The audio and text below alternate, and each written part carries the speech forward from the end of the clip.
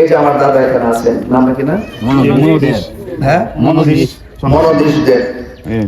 মনোদেশ দেব ওনার পারিবারিক ভাবে কিন্তু উনি যথেষ্ট ভালো স্বাবলম্বী এবং ওনার পরিবারের মধ্যে অনেক ডাক্তার থেকে শুরু করে অনেক ভালো। তো যাই হোক, এই যে আমার পাশাপাশি বসছেন আসছেন, আমি এই যে সনাতন ধর্মী যারা আছেন, আমি তাদের নিরাপত্তা, তাদের সম্প্রীতি, তারা যদি একটু ভালো থাকে, এই দেশটা যে সবার, কাহারও যে একা না, এই দেশে আমি যেমন নাগরিক, সনাতন ধর্মী যারা তারাও যে নাগরিক, এই কথাগুলো কি আজকে আমি রাজাপুর নতুন বলতেছি এসে না? দাদা শুনছেন না এগুলো? এই যে ওনারা যা শুনছেন, সংসদ নির্বাচনে আমি মোমবাতি প্রতীক নিয়ে নির্বাচন করছি। তো আজকে রাজাপুর আমি এখানে এসেছি আপনাদের কাছে সর্বপ্রথম দোয়া নেওয়ার জন্য। 2 নম্বর, যেহেতু নির্বাচন 12ই ফেব্রুয়ারি, আপনাদের মহামূল্যবান ভোট মোমবাতি প্রতীকে দিবেন সে আশা করে আপনাদের মাঝে এসেছি। আমি চাই দল মত ধর্ম বর্ণ নির্বিশেষে একটি সুন্দর শান্তি সম্প্রীতি সমাজ গড়ে উঠুক। আপনারা চান না? মামলা হামলা, এই যে হয়রানি করে মিথ্যা মামলা দিয়ে, এগুলো সমাজ থেকে বন্ধ হইত। প্রকৃত অপরাধী যে হবে তার শাস্তি হইত। একটা অপরাধ একজন করলেই প্রতিহিংসার বশবর্তী হয়ে তার 14 গোষ্ঠী পুরা 100, 200, 500 মামলা ঘরে ঘুমাইতে দেয় না, হয়রানি করা হয়। এই যে মামলা বাণিজ্য চলছে, এই হয়রানি গুলো বন্ধ করতে হবে। 2 নম্বর কথা হলো, আপনারা জানেন এই বাংলাদেশে একমাত্র সুন্নি জামাত যেটা, এটাই একমাত্র শান্তিপ্রিয় দল। সুন্নিদের ইতিহাস যদি তালাশ করেন, খবর নিয়ে দেখবেন তাদের ইতিহাসে কোনো কলঙ্ক নাই, কোনো চাঁদাবাজি নাই, কোনো দুর্নীতি নাই, কোনো প্রতিহিংসা নাই। ওরা মানবতার রাজনীতি করে, ইনসাফ ভিত্তিক রাজনীতি করে।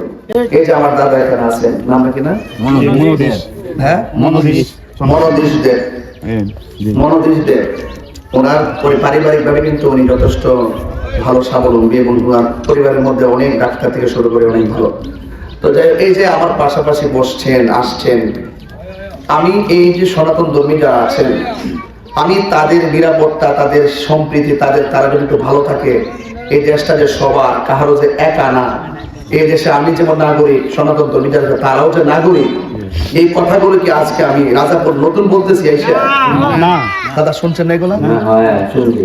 এই যে ওনারা যা শুনছেন, আমি রাজনীতিতে আসার আগেই ওনারা জানেন। তো আমি আমার জায়গা থেকে ইনসাফ ভিত্তিক কথা সবসময় বলে আসছি। এখন ইনসাফ ভিত্তিক কথা বলে বলে ধর্মের আলোকে মানুষগুলাকে সম্প্রীতি তৈরি করার কাজ করে আসছি। এখন আমি সামাজিক ভাবে যদি আমাকে উপরওয়ালা যদি দয়া করে, সামাজিক ভাবে আপনাদের দোয়ার সমর্থন নিয়ে যদি আমি মোমবাতি প্রতীকে বিজয়ী হতে পারি, তাহলে আমার কাজটাকে আরো ভালো হবে না? আরো ভালো হবে না? এখানে আমি দাঁড়ায় কথা বললে কি আইন হবে? সংসদে দাঁড়িয়ে কথা বলে আইন হবে। আমি বলবো মাথার জীবন ভাঙা যাবে না, মন্দিরও ভাঙা যাবে না। কথা বল ঠিক? তাহলে এই দেশের নাগরিক যার যার ধর্ম সে স্বাধীনভাবে পালন করবে। আমার দেশের মধ্যে অনেক প্রতিহিংসা আছে, এই প্রতিহিংসার রাজনীতি বন্ধ করতে হবে। আমার মা বোনদের আত্মমর্যাদা আছে, তাদের মর্যাদা রক্ষা করা, সুরক্ষা করা, এবং তাদের মা বোনদের যে ইজ্জত, মা বোনদের যে মূল্যবোধ, এই মূল্যবোধ সমাজে প্রতিষ্ঠা করা।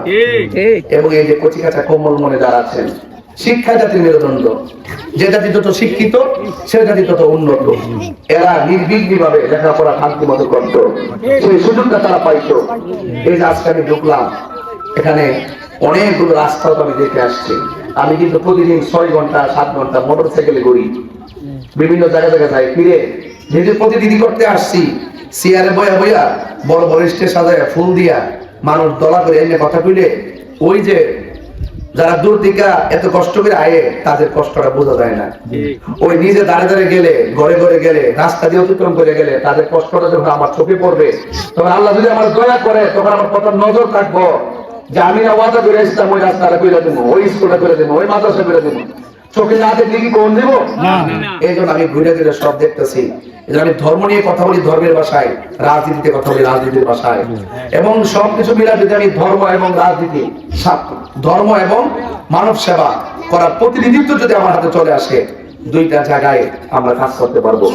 হিন্দু মন্দিরে যাবে, বৌদ্ধ পেগোড়ায় যাবে, খ্রিস্টান গির্জায় যাবে, মুসলমান মসজিদে যাবে, যার যার ধর্ম পালন করবে, আমরা আমার ধর্ম পালন করবো। কথা কি ঠিক আছে কিনা? এবং এই রাস্তার উন্নয়নের কথা আমাকে বলবেন কেন? আর আমি যেমন একজন ব্যক্তি, আমি যে 22 বছর ওয়াজ করেছি, আপনাকে কখনো আমার দ্বারা কষ্ট হয়েছে? আমি কোনো অহংকার করে কথা বলছি? আমি মনে করি যে আপনিও মানুষ, আমিও মানুষ। আপনাকে আল্লাহ সুযোগ দিছে একটা করার, আমাকে সুযোগ দিছে আরেকটা করার। এখানে অহংকারের কোনো জায়গা নাই, টাকার বড়াই থাকবো। এই জন্য আমি আপনাদের কাছে অনুরোধ করব, মা বোনদের কাছে বলবো, বিশেষ করে মা, আমি যখন কবরের আলোচনা করি আপনারা চোখের পানি ফালায় কাঁদেন। আমি যখন মায়ের ওয়াজ করি আপনারা চোখের পানি ফালায় কাঁদেন। আমি যখন কারবালার ওয়াজ করি আপনারা চোখের পানি ফালায় কাঁদেন, আমরাও কাঁদি। এই মানুষটা আজকে আপনার কাছে কেন আছে এই জিনিসটা বুঝতে হইব। বর্তমান দেশের যে রাজনীতি শুরু হয়েছে, এইভাবে চললে দেশও চলতো না, ধর্ম চলতো না। সঠিক বলতেছি? তাহলে দেশ বাঁচাই দিব, ধর্ম বাঁচাই দিব, ঠিক আছে কিনা? তো এই জন্য আমরা দেশের হাল ধরতে হবে। কারণ যেহেতু সুন্নি জামাত পরীক্ষিত একটি দল, যাদের কাছে দেশ নিরাপদ, অন্যান্য ধর্মের মানুষ নিরাপদ, তো এই মানুষগুলো ক্ষমতায় আসলে রাজনীতি নিয়ে যে প্রতিহিংসা শুরু হয়েছে, এইগুলো সব দূরিব। আর যেহেতু তারা সুন্নি জামাতে যারা আছেন, তারা যেহেতু মাইরে খাওয়ান না, 10 টাকা পাইলে 10 টাকা আপনার টাকা আপনারা দিব, ঠিক আছে কিনা? এই জন্য আপনারা এবার ভোটটা বয়স আছে, আপনার বয়স কত? আইনে ওটা উঠুন না, বয়স কত? 70 বয়স নেই, একটা সিয়াতি না লাগবে, নিচে বসে 74 বছর দেওয়া জানেন। এই 74 মানুষের মোটা থাকে বলি, 74 বছরে কি আমার বয়স 17 হয়েছে, আমি কি 40 বছরের ভিতরে আমার কাছে ভোটে লেগেছে আইসিও? তো জীবনে 74 বছর তো সবারই ভোট দিছে না? যেহেতু এবার যেহেতু একটা সুন্নি জামাতের সম্ভাবনা জায়গা হচ্ছে, আর এই সুন্নি জামাতের প্রতি দেখেন এই যে সনাতন ধর্মী লোক আশা করতেছে, স্কুলের কলেজের প্রফেসর আশা করতেছে, চা শ্রমিকরা আশা করতেছে, সবাই যেহেতু আশা করতেছে যে সুন্নি জামাতের যদি শান্তিপ্রিয় দল এটাই আসুক। যদি অন্য ধর্মের লোক যদি আশা করে আমরা সুন্নি হয়ে আর এক জায়গায় যাওয়ার সুযোগ আছে? সুযোগ আছে, ঠিক না? তাইলে আপনারা সবাই অন্ততপক্ষে বাড়ি ঘরে যারা আছেন সবাই মোমবাতি প্রতীকে বাজান ভোটটা দেওয়ার নিজে তো আসলেই ব্যবস্থা করে দিবেন, দায়িত্ব নিবেন, নিয়ে গোছাইবেন, আপনি ইনশাআল্লাহ সবাই খুলবেন। আর মা বোনরা যারা আছেন আমরা সকাল সকাল যাইয়া মোমবাতি প্রতীকে ভোট দিবেন, সকাল সকাল যাইবেন, সবাই একসাথে লইয়া যাবেন, একসাথে গেলে একসাথে আইয়া পড়বেন, সময় বাঁচবো, নিরাপদ হইব। এই জন্য আলগা আলগা যায়েন না, সকালবেলা খাই হই টাইমে টাইমে, সকাল ভোরবেলা বাড়ি ঘরের মহিলা যারা আছেন, মা বোনরা আছেন, একসাথে কেন্দ্রে যাবেন, যাইয়া ভোটটা মোমবাতি প্রতীকে ইনশাআল্লাহ দিয়ে আইবেন। আমার জন্য সবাই দোয়া করবেন, আমি যেন আপনাদের মাঝে বারবার যেন আসতাম পারি সেই সুযোগটা অন্তত করে দিবেন। এবং আপনাদের প্রতি সশ্রদ্ধ সালাম এবং দোয়া চেয়ে, অন্যান্য ধর্মের